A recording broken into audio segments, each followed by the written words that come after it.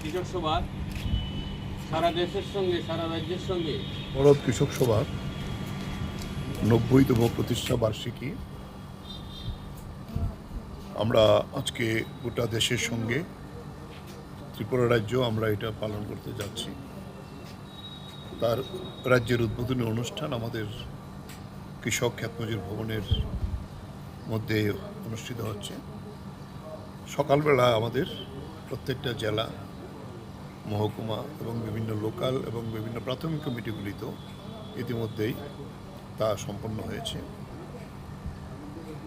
90তম যে প্রতিষ্ঠা বার্ষিকী আমাদের দীর্ঘ লড়াই সংগ্রামের মধ্য দিয়ে স্বাধীনতা আন্দোলনে ব্রিটিশ বিরোধী সংগ্রাম, তারপরে বিভিন্ন শাসক দল যারা আছে তাদের বিরুদ্ধে কৃষকদের ঐক্যবদ্ধ সংগ্রামে নেতৃত্ব দিয়ে আসছে সারা ভারত কৃষক সভা। 1936 সালের 11ই এপ্রিল উত্তরপ্রদেশের লখনৌ শহরের এআইসিসির যে অধিবেশন হয়েছিল 49th, যেখানে সভাপতিত্ব করেছিলেন পণ্ডিত জওহরলাল নেহরু, সেই অধিবেশনে প্রধান আলোচনা ছিল কৃষকদের যে সমস্যা তা কী করে নিরূপণ করা যায়।